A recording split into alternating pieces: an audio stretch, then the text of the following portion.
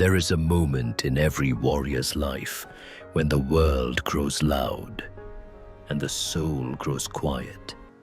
A moment when fear tightens its grip, ego begins to tremble, and a man must decide whether he will rise or retreat into the shadows he created.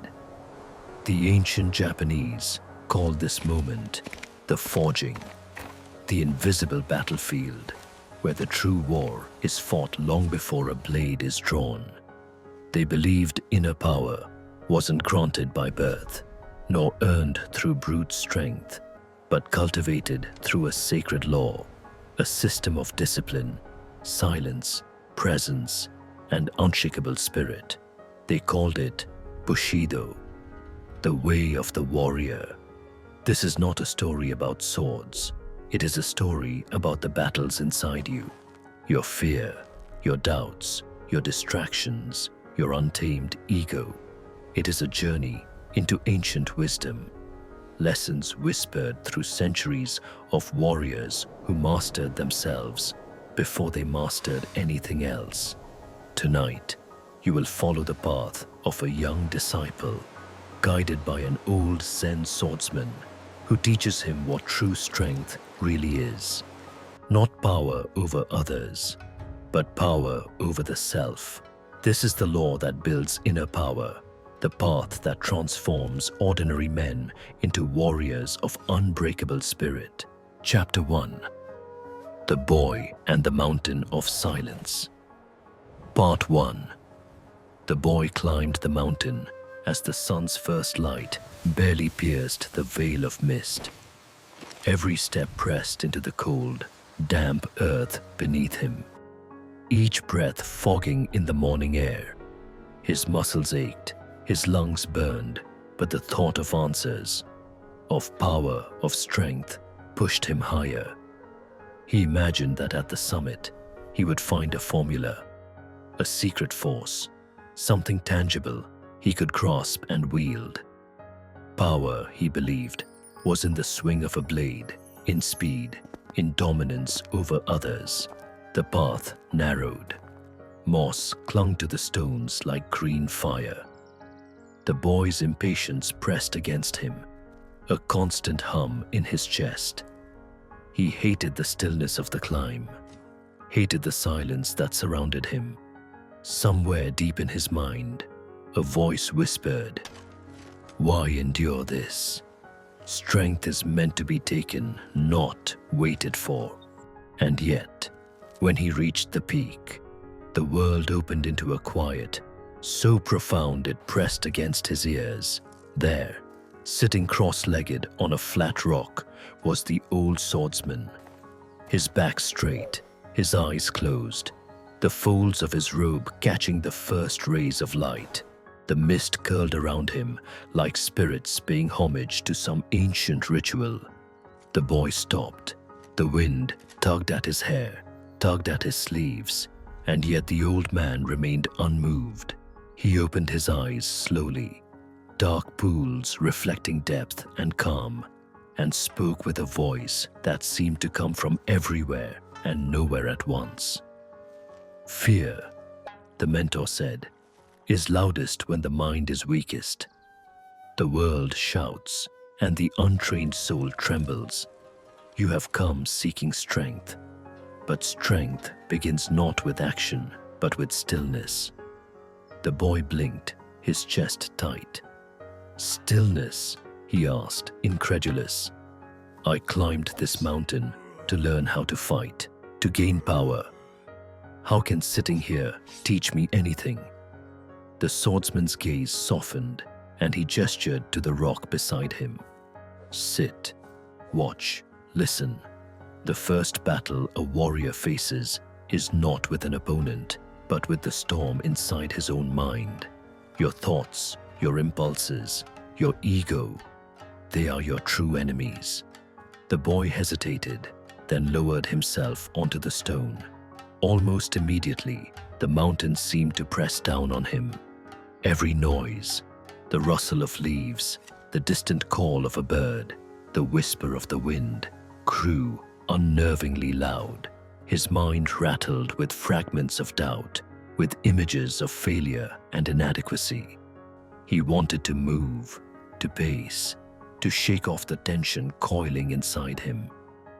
His fingers drummed on his knees, his legs shifted restlessly, and yet the old swordsman remained perfectly still, a pillar against the mountain mist. Minutes stretched. The boy's frustration deepened. He hated the silence, hated the emptiness of doing nothing, hated the mirror it held up to his impatience. And yet, in the midst of the discomfort, he noticed a subtle rhythm, the rise and fall of his own breath. Inhalation, exhalation, inhalation, each cycle steadying the chaos inside him. Like a river carving through stone, the mentor finally spoke again, softer this time. Your first lesson is simple, and yet impossible. To master anything outside, you must first master the turbulence within. Presence is your sword, and silence your armor. A warrior who cannot sit still cannot stand strong. The boy's mind resisted stillness, but somewhere in the depths of his restlessness, a seed of understanding took root. The mountain did not demand action, it demanded awareness. The first law of Bushido was not technique, not strength, not skill. It was presence. And in that quiet, the boy realized the climb had only just begun. The journey inward is longer than any path upward, and the mountain has only begun to reveal its secrets. Chapter 1, Part 2. Hours passed. Though the boy could not tell, time had lost meaning in the embrace of silence. His thoughts, at first wild and chaotic, began to settle like sediment in a river. He noticed the subtle symphony of the mountain, the gentle sway of mist around rocks, the faint creak of a distant tree, the soft whisper of wind through pine needles. Each sound, each movement seemed magnified against the stillness, yet instead of agitation, it brought a strange clarity. The old swordsman observed without interruption. Then, with a voice calm as a hidden spring, he spoke. The world believes strength is forged in storms, in combat, in victory over others, but the first battlefield is invisible. You must confront the torrent inside you, the fear, the ego, the relentless noise. Only then can your hand be steady, your mind unshakable, your spirit unbroken. The boy tried to argue, tried to cling to the idea that physical prowess was all that mattered. Yet, as he breathed, as he let each thought pass without grasping it, he began to notice the tension in his shoulders, the tightness in his jaw, the wild flutter of his heart. These were the true weights he carried, heavier than any sword, sharper than any blade. His mind was the battlefield. The mentor's eyes narrowed slightly, sensing the boy's awakening. Sit and do not move. Do not speak. Let the mountain teach you. Your discomfort is your teacher. Resistance is your enemy. To conquer yourself is the first victory. For the first time, the boy felt a faint sense of humility. He understood that his desire to control, to dominate, to prove himself was futile here. Power did not reside in force. It resided in awareness. Each breath, each heartbeat, each subtle thought revealed layers of his own mind he had never noticed. The mountain did not demand anything from him except presence.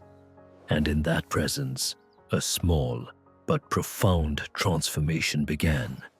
The boy's restless energy softened into patience. His frantic thoughts slowed into observation. His trembling hands found stillness.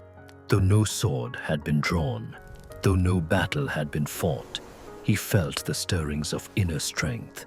Quiet, deliberate, and unyielding, the swordsman finally rose, the mist curling around him like smoke from a sacred fire. You have felt the weight of your mind. You have seen the enemy within. Remember this always. A warrior's power is born not from victory over others, but from victory over himself.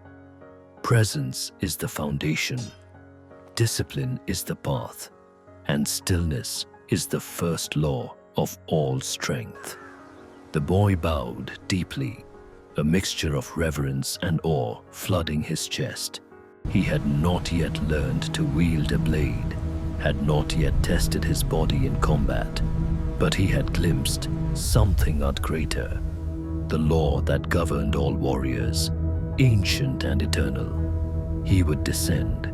The mountain changed, not stronger in muscle, not swifter in reflex, but steadier in mind, quieter in spirit, and ready to face the next trial.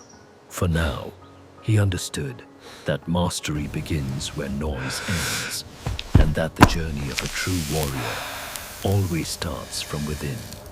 And so, the boy's path continued, each step forward guided by silence, each breath a lesson, leading him toward the first threshold of fear. Chapter 2. Fear, the gate you must walk through. Part 1.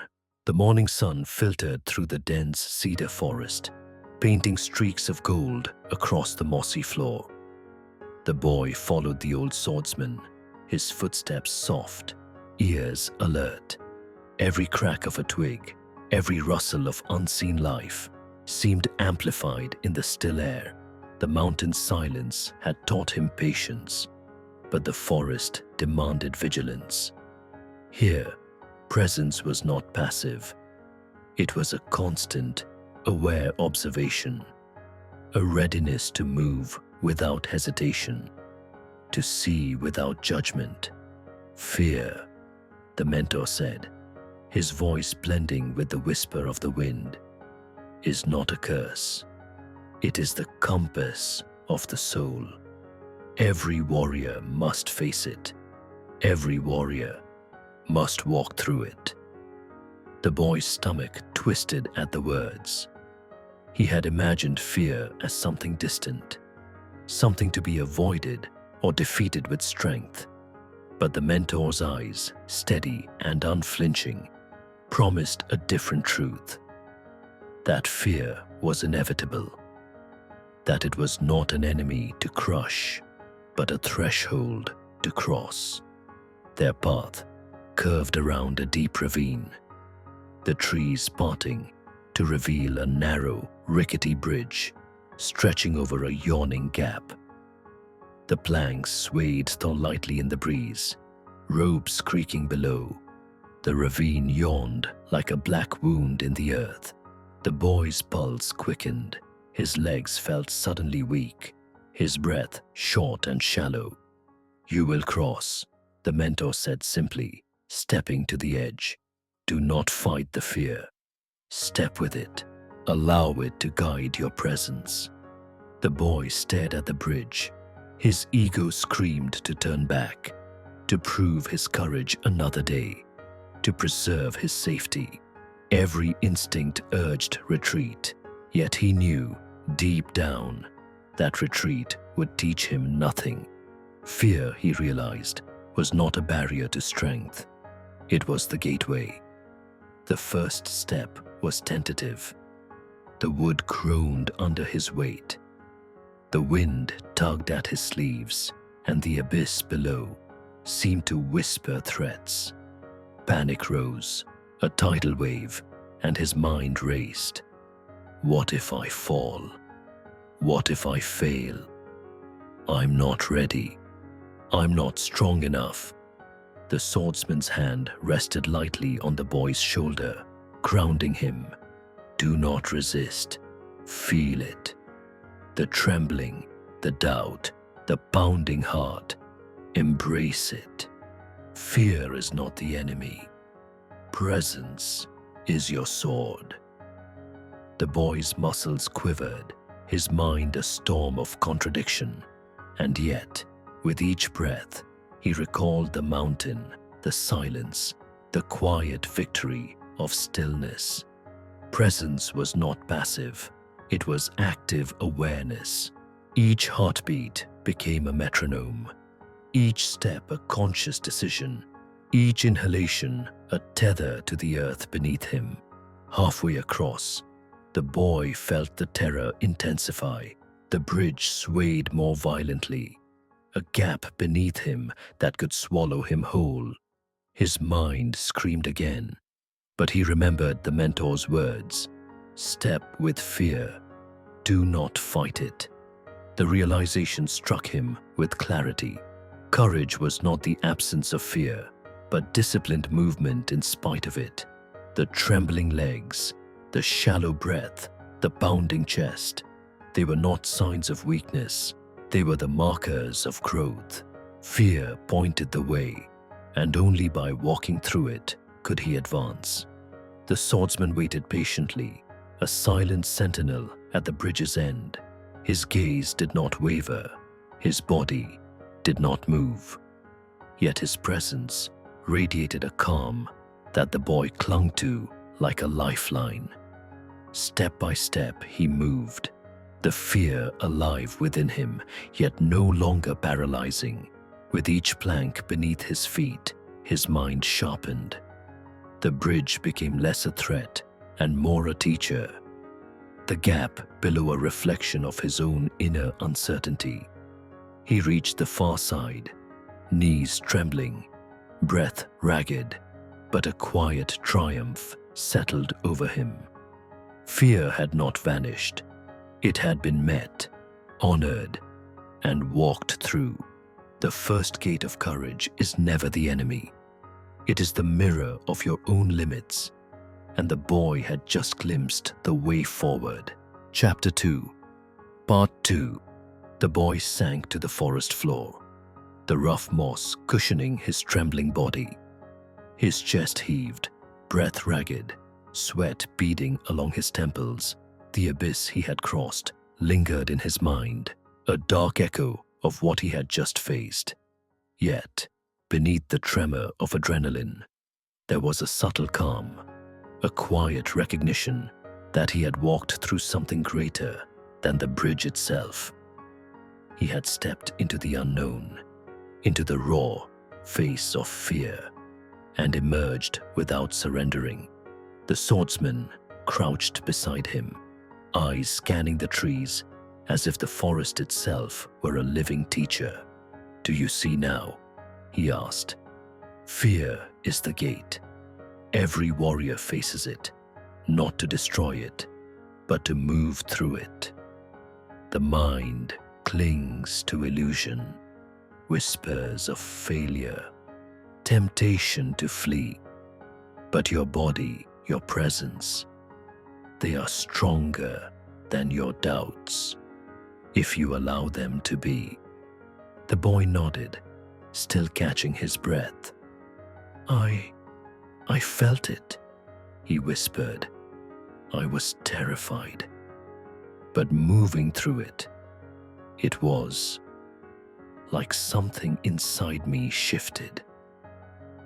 The swordsman's lips curved in a faint smile. "Good.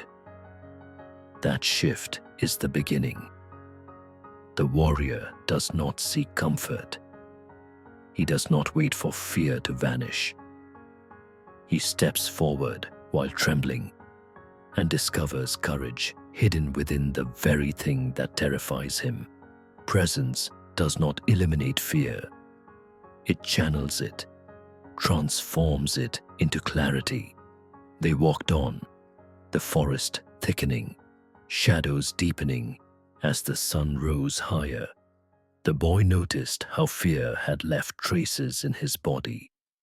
The tightness in his shoulders, the tension in his jaw, the racing pulse. He realized now that these were not weaknesses.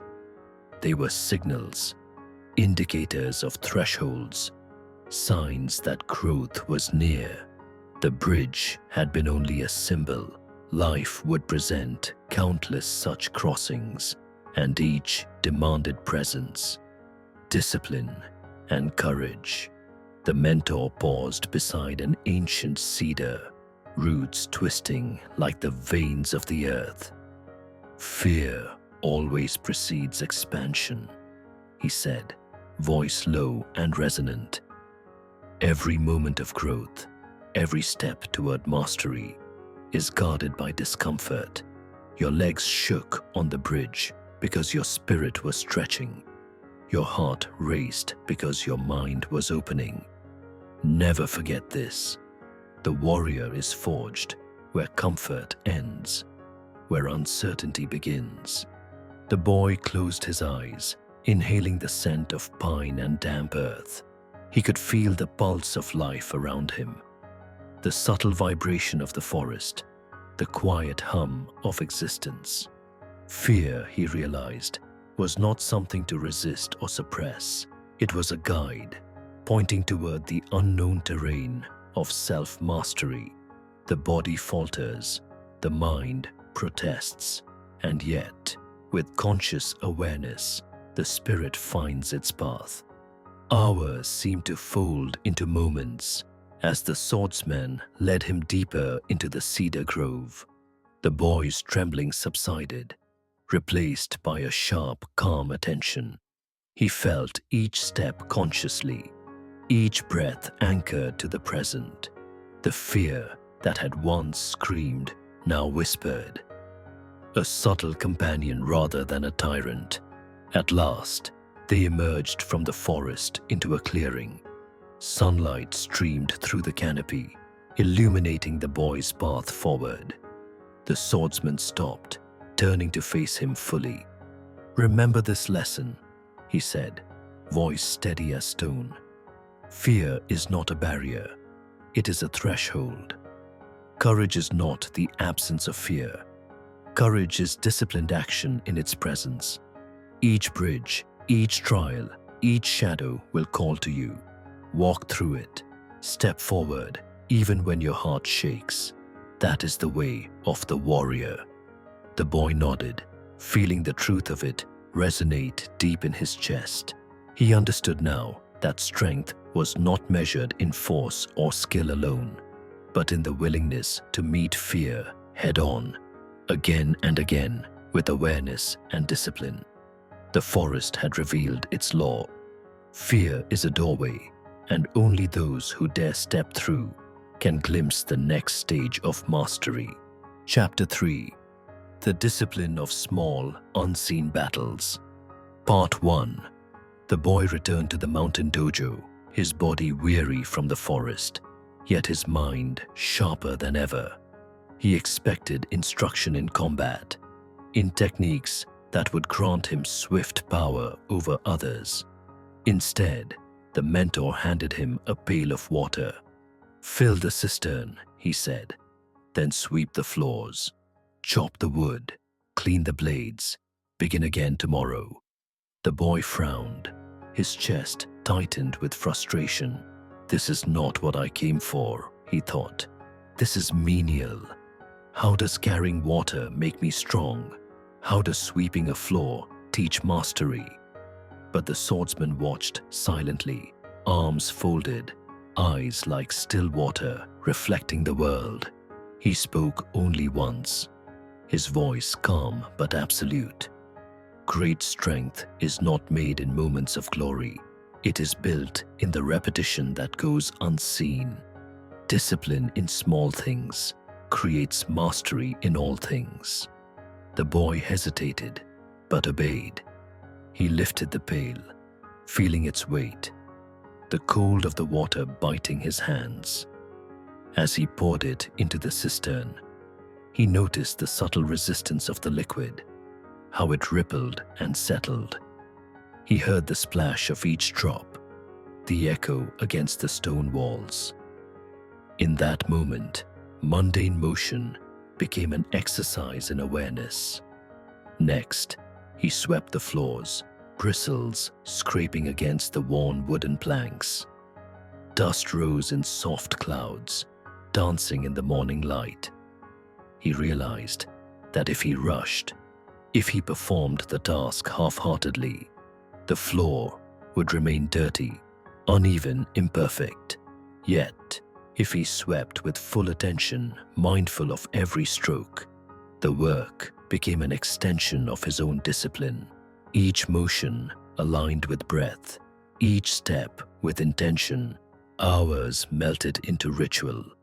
The boy chopped wood, feeling the grain beneath his hands, noting the subtle variance in density, the precise angle required to split a log cleanly.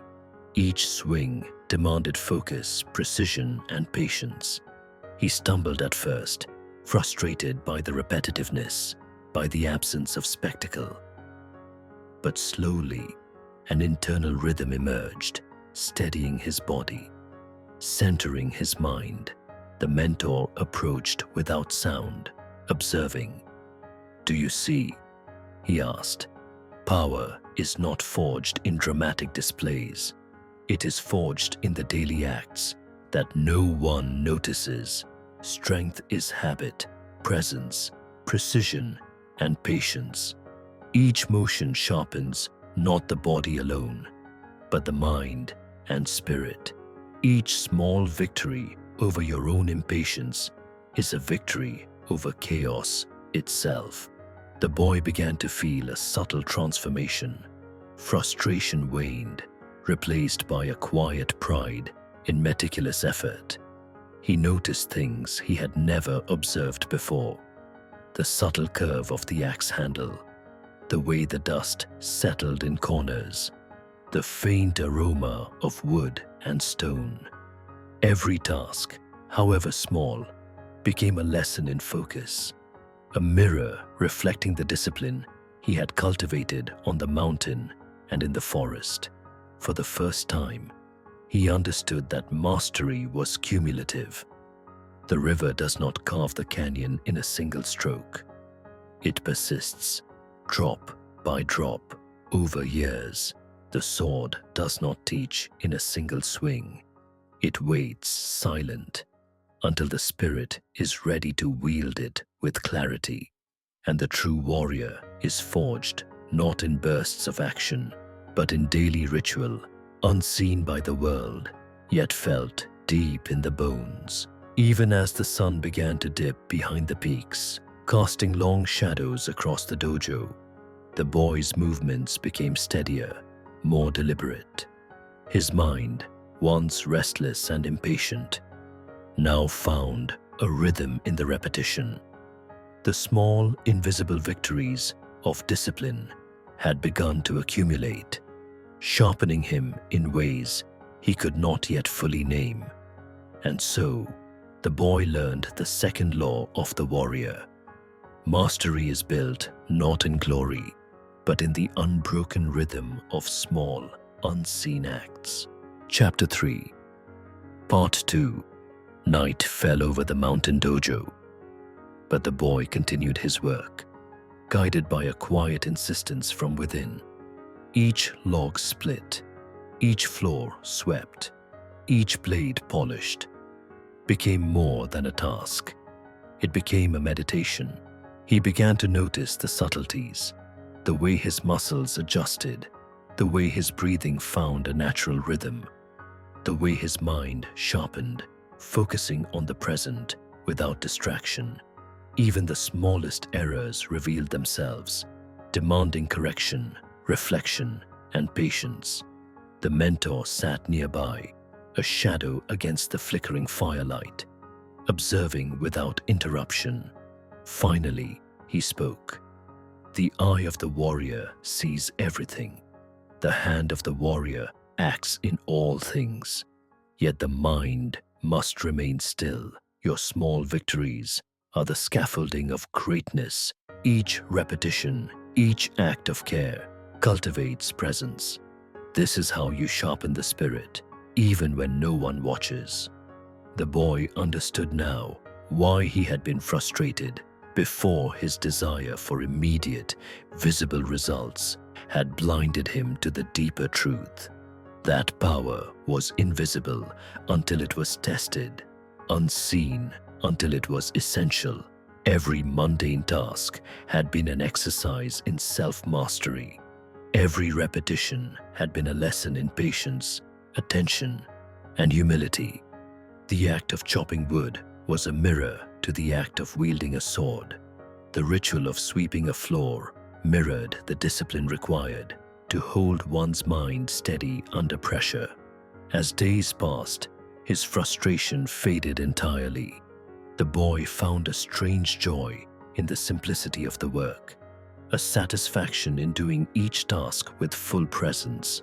Even fatigue became a teacher, showing him the limits of his body, the endurance of his mind, and the necessity of balance between effort and awareness. He realized that a warrior's path was not a sprint. It was a continuum, built by the accumulation of small, deliberate actions. One evening, the mentor approached him with a long, slender staff. "Tomorrow, you will hold this," he said, "not to strike, but to feel, to understand the connection between body, mind, and spirit.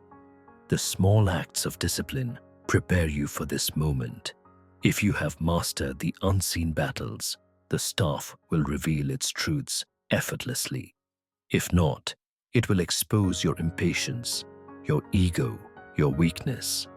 The boy nodded, feeling a quiet pulse of anticipation. The staff was not a weapon yet, not in the traditional sense. It was a tool for presence, a test of alignment, a reflection of the mastery he was building in unseen ways. He understood that the mundane exercises, once despised, were the foundation for this next lesson. The invisible victories of patience, awareness, and ritual had transformed him from a restless boy into a disciplined disciple. That night, as he lay on the wooden floor of the dojo, he felt a profound stillness settle in his chest. The repetitive motions of the day, the careful attention to detail, and the mindfulness he had cultivated created a quiet confidence. It was not loud. It did not demand attention, but it was unshakable. He could sense that his mind and body were aligning, preparing him for the trials yet to come. Thus, the boy learned that the warrior's strength is not in grand gestures, but in the quiet accumulation of small, disciplined actions. And with this knowledge, he would soon confront the reflection of himself in the sword. Chapter 4: The Sword That Reveals the Self. Part 1. Dawn broke over the dojo, casting long shafts of golden light through the open windows. The boy stood at the center of the training hall, eyes fixed on the polished wooden floor, waiting.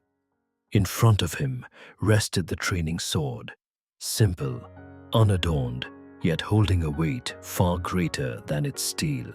The mentor approached, his footsteps silent, the soft rustle of his robes a whisper in the morning air. "This sword," the mentor began, placing a hand lightly on the boy's shoulder, "is not an instrument to strike others. It is a mirror. It reflects the state of your mind, the alignment of your spirit, the discipline of your presence. Watch closely, for the truths it reveals are subtle but unforgiving." The boy lifted the sword, its weight surprising in his hands. It was not heavy, but the balance felt different than he imagined, as though it required more than muscle to wield. Every fiber of his being needed to cooperate. His grip, his posture, his breath, even the silent rhythm of his thoughts. The sword demanded alignment, a harmony between body and mind. He raised it slowly, feet grounded, knees slightly bent, arms tense but controlled. His gaze darted to the mentor's calm figure, seeking reassurance. The mentor's eyes held a quiet fire, a calm that both challenged and anchored him. "Do not look outside," the mentor said. "The sword does not lie. Your hand, your stance, your intention, everything you see in it is you. No illusions, no excuses. You are revealed here." Immediately, the boy noticed the tremor in his grip, a small quiver, barely perceptible, yet enough to betray his uncertainty.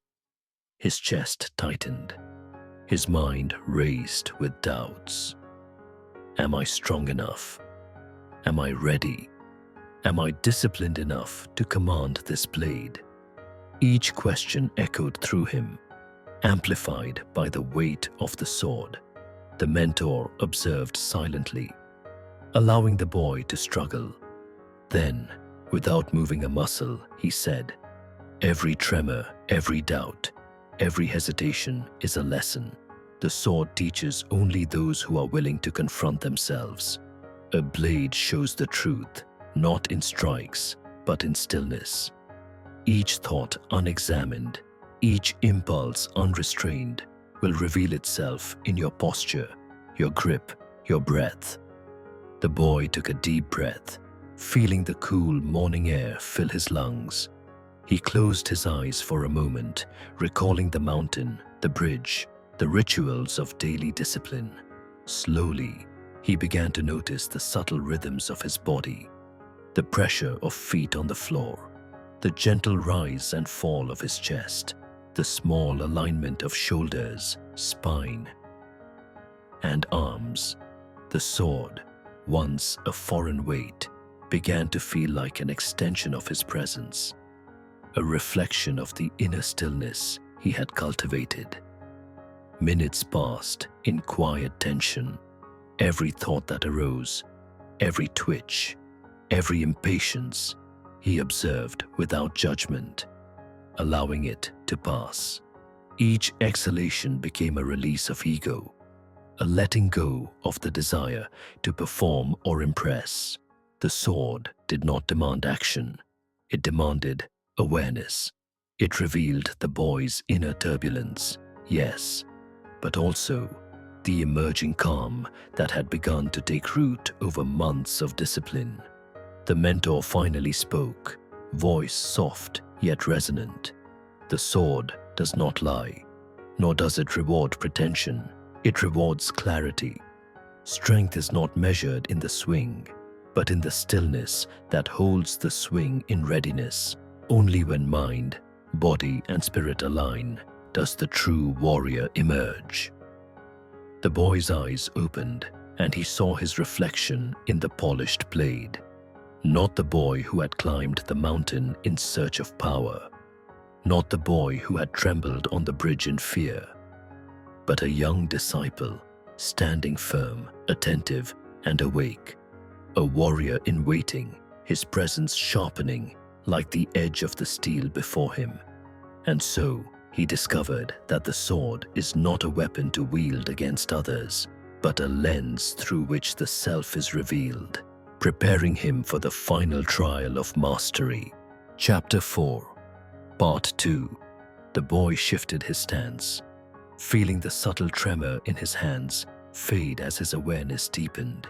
Each breath became a tether to the present, each movement a reflection of calm, precision.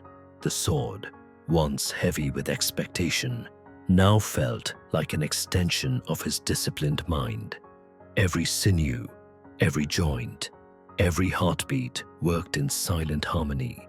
The mentor circled him slowly, footsteps like whispers, observing the interplay of breath and posture, presence and intention.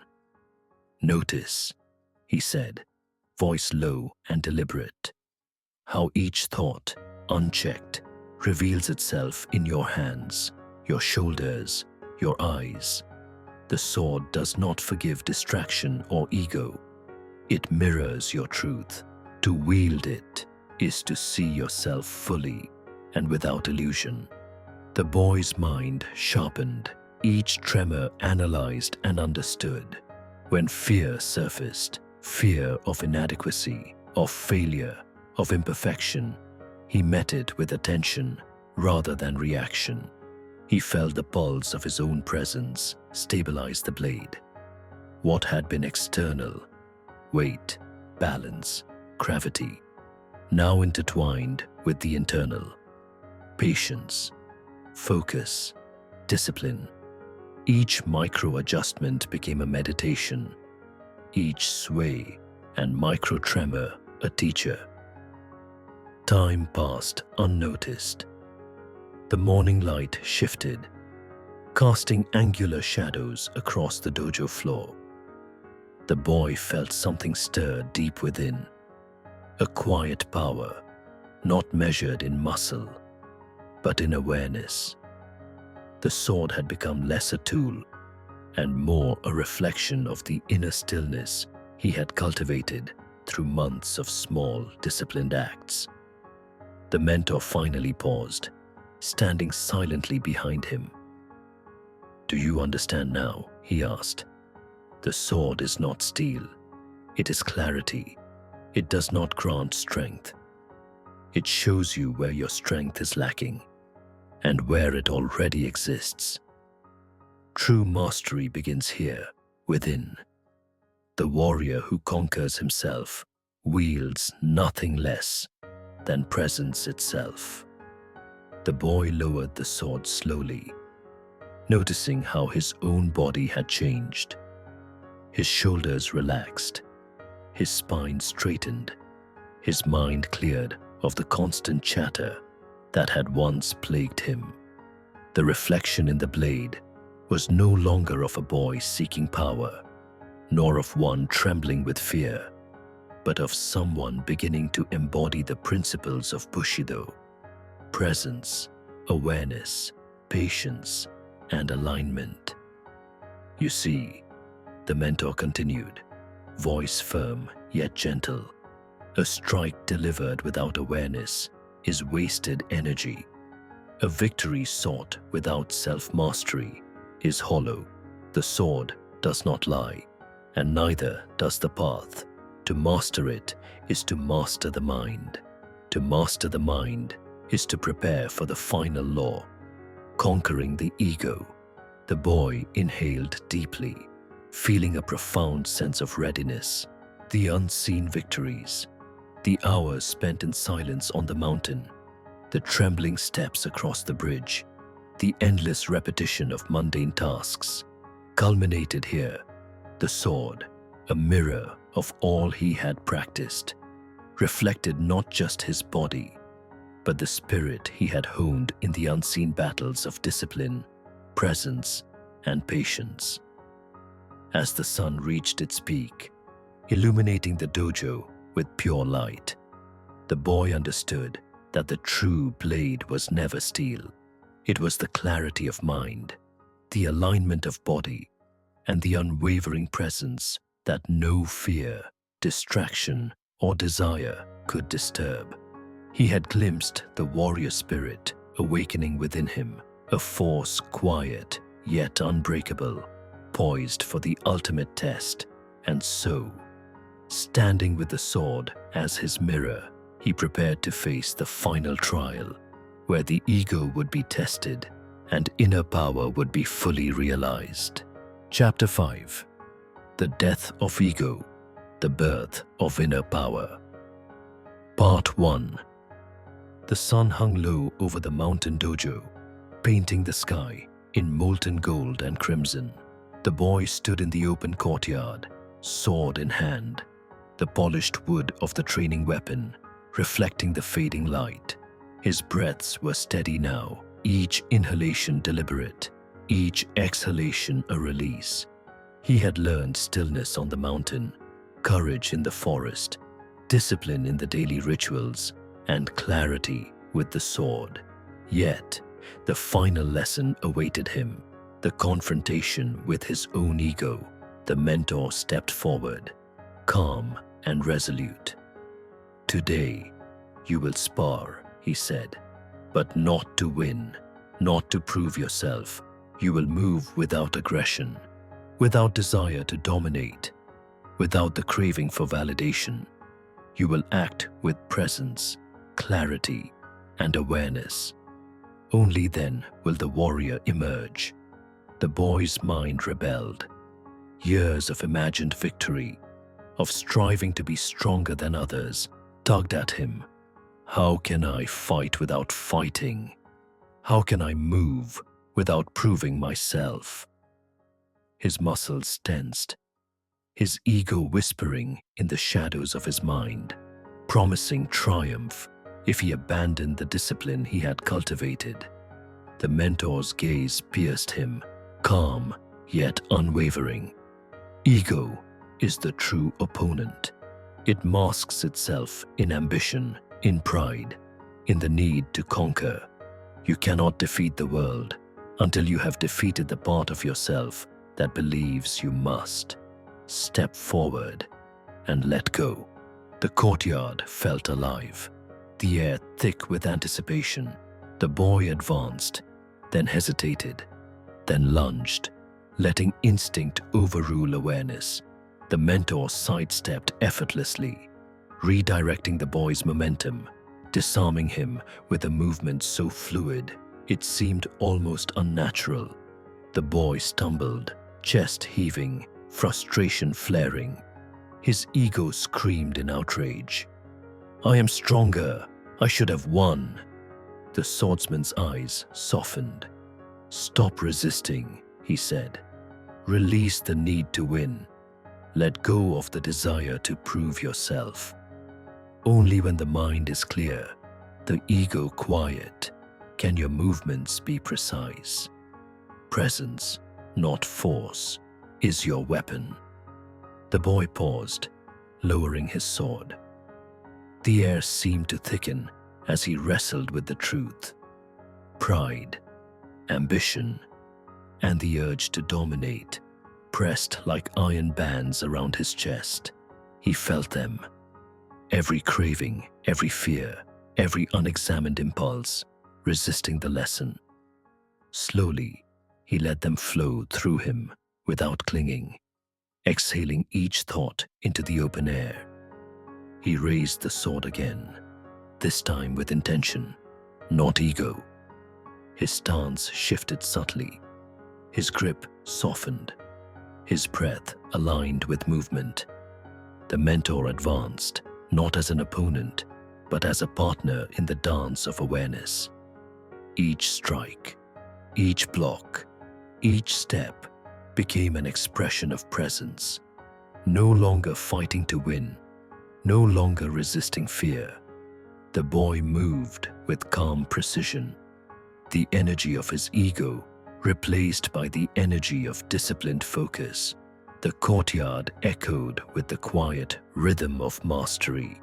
Steel met air, not as weapons clashing, but as reflections of a mind centered, a body aligned, a spirit awakened.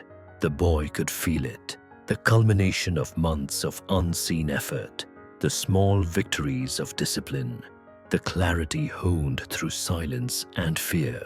The mentor finally halted, stepping back, the sword held lightly. "Do you feel it?" he asked. The moment before the strike, the space between intention and action. That is the warrior. Ego is gone, replaced by clarity. Strength is not in dominance, but in presence. You have become a warrior of unbreakable spirit. The boy lowered his sword, a profound calm settling over him. Gone was the need to impress, to conquer, to validate. In its place was a steady, unshakable awareness, a power that required no demonstration, a mastery that demanded no audience. And so, the final lesson of Bushido was revealed. The warrior conquers the world only after conquering himself, and the birth of true inner power is the death of the ego. Chapter 5, Part 2. The boy stood in the stillness of the courtyard. The evening sun, casting long shadows across the dojo. His chest rose and fell in perfect rhythm, his mind empty yet alert, his body poised yet relaxed. The ego, once a roaring storm demanding victory and recognition, had fallen silent. In its place, there was clarity, presence, and a quiet power that radiated from within. The mentor stepped closer, voice soft but filled with authority. "True strength," he said, "is not measured by the defeat of others, but by mastery of the self. Your ego has been the unseen opponent all along. It disguises fear as pride, hesitation as caution, and ambition as necessity. Only by letting go of its control can a warrior act with precision, with wisdom, and with unshakable spirit." The boy nodded, feeling the depth of the lesson resonate in every fiber of his being. He lowered the training sword completely, holding it loosely by his side. Every movement, every posture, every breath now felt deliberate, conscious, and fully integrated. The old restlessness, the compulsive need to prove himself, to dominate, to impress, had dissolved. What remained was a calm that was deeper than the mountain, steadier than the bridge, and more precise than the edge of a blade. The mentor continued, "Notice the difference. Before, you moved with tension, with desire, with expectation.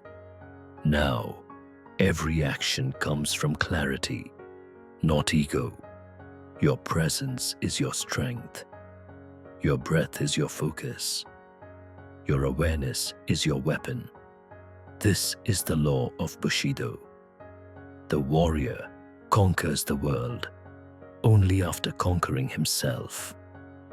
The boy took a deep breath, closing his eyes and feeling the quiet power coursing through him. He recalled every step of the journey, the mountain of silence where stillness became his first ally, the cedar forest where fear became a guide rather than a tyrant, the mundane rituals where the small, unseen battles honed his mind and body, the sword where clarity revealed what remained to be mastered. Each lesson, each trial had prepared him for this moment. He opened his eyes and met the mentor's gaze. There was no need for words. The energy between them, unspoken yet palpable, acknowledged a transformation completed.